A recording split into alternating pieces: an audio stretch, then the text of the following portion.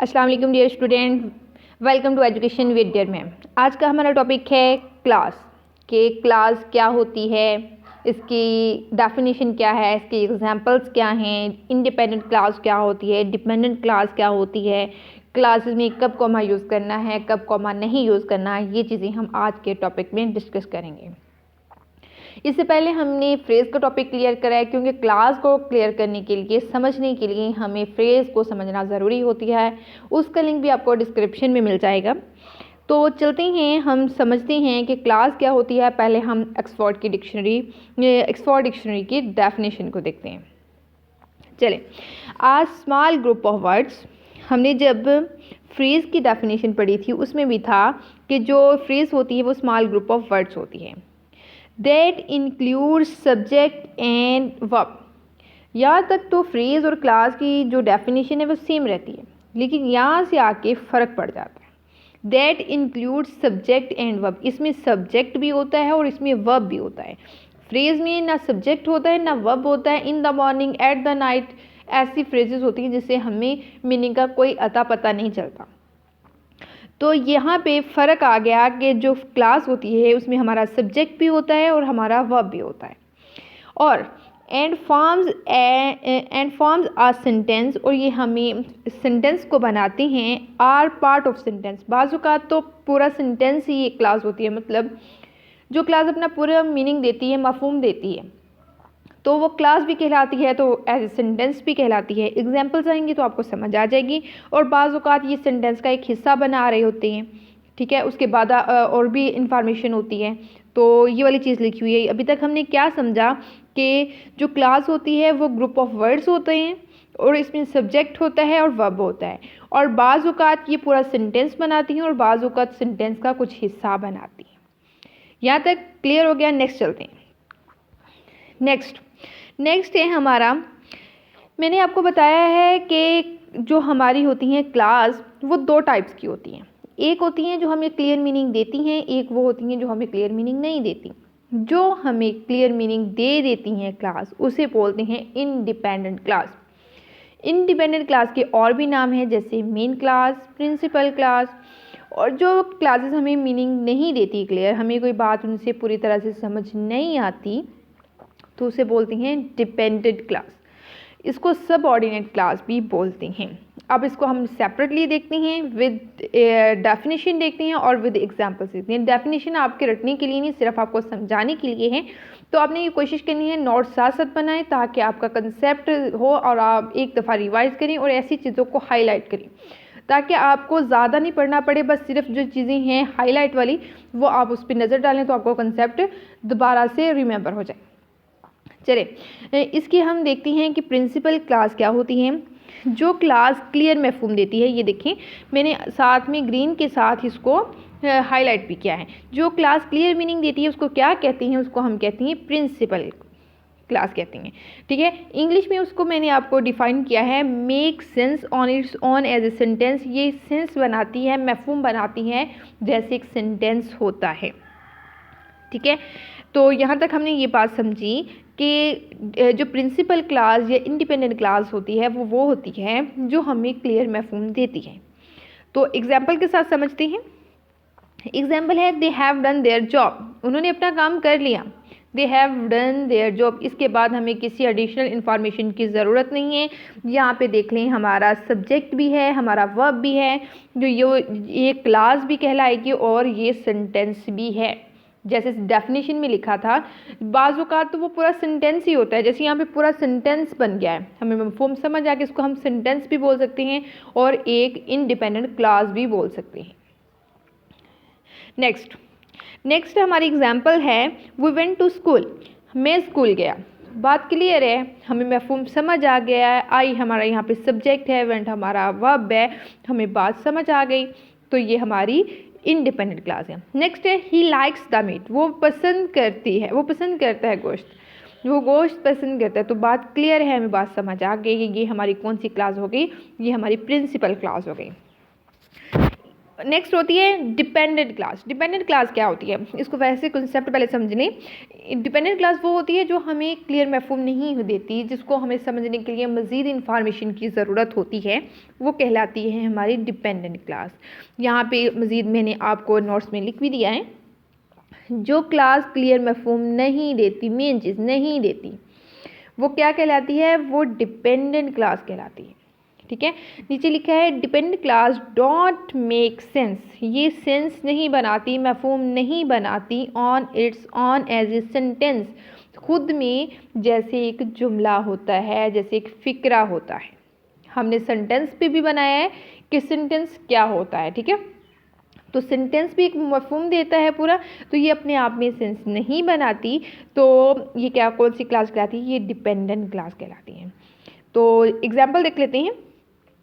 Qasim eight pasta, Qasim ने pasta खाया because she was hungry. यहाँ पे शी नहीं आएगा, सॉरी, यहाँ पे ही आएगा। ही क्यों आएगा, यहाँ पे कासम था, कासम हमारा जो जेंडर के लिहाज से वो मेल है, तो मेल के लिए हम ही यूज़ करते हैं। यहाँ पे मिस्टेक हुई है थोड़ी सी, तो आपने यहाँ पे ही पढ़ना है। Qasim eat pasta because he was hungry. तो हंग्री के सिनोनिम्स जो मॉडर्न इंग्लिश में यूज़ होते हैं वो होते हैं स्टार्विंग, फैमिश्ड, ये वाली चीज़ें यूज़ होती हैं। तो ये एडिशनल इंफॉर्मेशन है आपके लिए। तो कासम ईट पास्ता, कासम ने पास्ता खाया क्योंकि वो भूखा था। अगर यहाँ पे तो यहाँ तक तो हमें बात समझ आ रही है, कासम ने पास्ता खाया, इट्स ओके, खाया, हमें समझ आ गई बात की। इसके बाद अगर हम ये बात नहीं भी कहते तो हमें इस सेंटेंस की पूरी समझ आ रही है। लेकिन हम अगर ऐसा करें, दोबारा मैं करती हूँ, इसको अंडरलाइन किया, इसको हमने छुपा दिया, because he was hungry, because he was hungry, तो इससे हमें कोई मफहूम क्लियर हो रहा है, नहीं हो रहा। जब तक हम इसको इसके साथ नहीं मिला लेते तो हमें मफहूम क्लियर नहीं होता। इट मीन्स ये हमारी इंडिपेंडेंट क्लास है और ये हमारी डिपेंडेंट क्लास है। ये हमारी इंडिपेंडेंट क्लास है, ये हमारी इंडिपेंडेंट क्लास है और ये डिपेंडेंट क्लास है। डिपेंडेंट और इंडिपेंडेंट को समझने का, याद रखने का एक और ट्रिक होती है।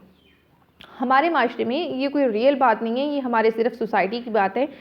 तो ये समझा जाता है जो लड़की होती है ना, उसको सहारे की ज़रूरत होती है, वो डिपेंड करती है। तो इसलिए आपने जो डिपेंडेंट क्लास होती है उसको समझ लेना है गर्ल्स, और जो इंडिपेंडेंट क्लास है उसको बॉयज़ समझ लेना है, क्योंकि बॉयज़ को समझा जाता है कि इसको किसी सहारे की ज़रूरत नहीं होती है। ठीक है, जो गर्ल्स होती है उसको हमेशा मेल की सहारे की ज़रूरत होता है, वो किसी भी रिश्ते में हो सकता है, ये अलग एक बात है।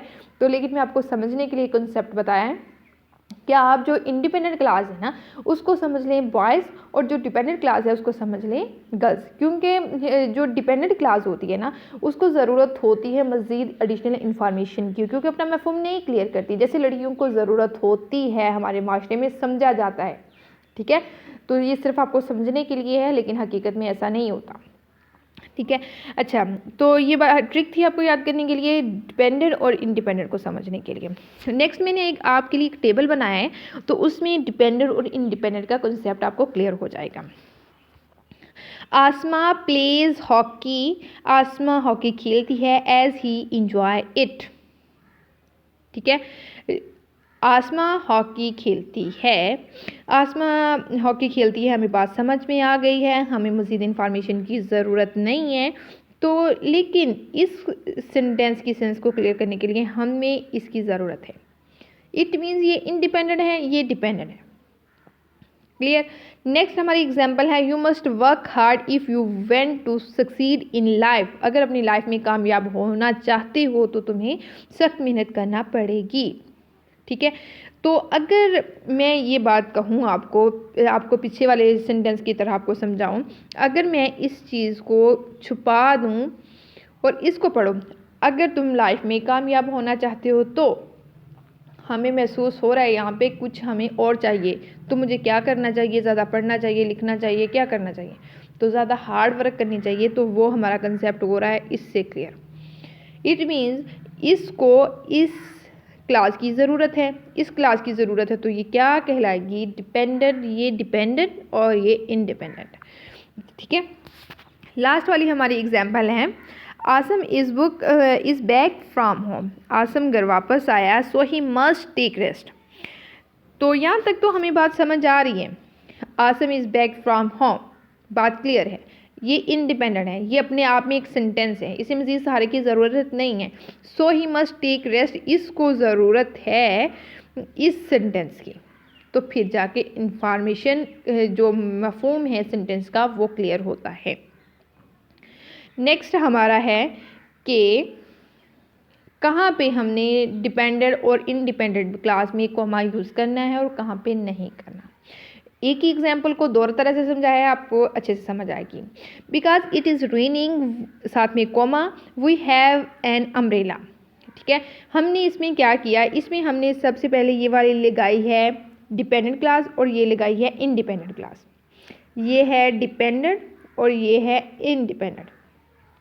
ठीक है, जब हमने डिपेंडेंट पहले लगानी है, इंडिपेंडेंट क्लास बाद में लगानी है, तो हमने कॉमा यूज़ करना है, वर्डिंग पे गौर करना है, तो हमने कॉमा यूज़ करना है। लेकिन जब हमने नीचे वाला सेंटेंस देखें, जब हमने we have an umbrella because it is raining, जब हमने इंडिपेंडेंट क्लास पहले लगा देनी है, डिपेंडेंट क्लास बाद में लगा देनी है, तो यहाँ पे कॉमा नहीं आएगा, यहाँ पे कॉमा नहीं आएगा।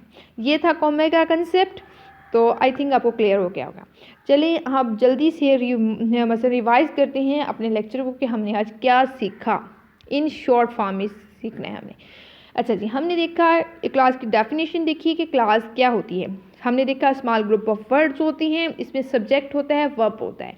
बाज़ औक़ात तो ये पूरा सेंटेंस ही बना देती हैं, बाज़ औक़ात सेंटेंस का एक कुछ हिस्सा कुछ पार्ट बनाते हैं। ठीक है, नेक्स्ट इसकी हमने दो टाइप्स देखी, एक इंडिपेंडेंट और एक डिपेंडेंट। जो क्लियर मीनिंग देती हैं वो इंडिपेंडेंट, जो क्लियर मीनिंग नहीं देती वो इंडिपेंडेंट क्लास। इसको याद रखने की टिक्स बॉयज़ और गर्ल्स वाली बताई, फिर हमने इसको एक टेबल के साथ समझा और फिर हमने इसके बाद देखा कि इसमें कॉमा कब यूज़ करना है, इसमें कॉमा कब नहीं यूज़ करना। यहाँ तक था हमारा आज का लेक्चर। दुआ में याद रखिएगा। अगर आपको कॉन्सेप्ट की समझ आई है तो प्लीज़ चैनल को सब्सक्राइब करें, लाइक करें, कमेंट करें। अगर किसी तरह की आपको इन्फॉर्मेशन चाहिए, किसी टॉपिक पे लेक्चर चाहिए तो मुझे कमेंट करके बताइएगा, तो इंशाल्लाह मैं आपको वो प्रोवाइड करूँगी। चलिए अपने लेक्चर का इख्तिताम करती हूँ एक अच्छी बात के साथ। इंसान का शैतान बन जाना इसकी शिकस्त है, इंसान का अजीम इंसान होना मौजज़ा है और इंसान का इंसान होना इसकी फ़तह है। गौर से ज़रा दोबारा सुनिएगा, फिर समझ आएगी। एक्सप्लेन कर देती हूँ थोड़ा सा। इंसान का शैतान बन जाना इसकी शिकस्त है, इसका मतलब ये है कि इंसान को अल्लाह ताला की ज़ात ने जब बनाया था तो शैतान ने कहा था कि ये बुराई पैदा करेंगे। ठीक है, जब इंसान वैसे काम करता है तो इंसान भी शैतान बन जाता है।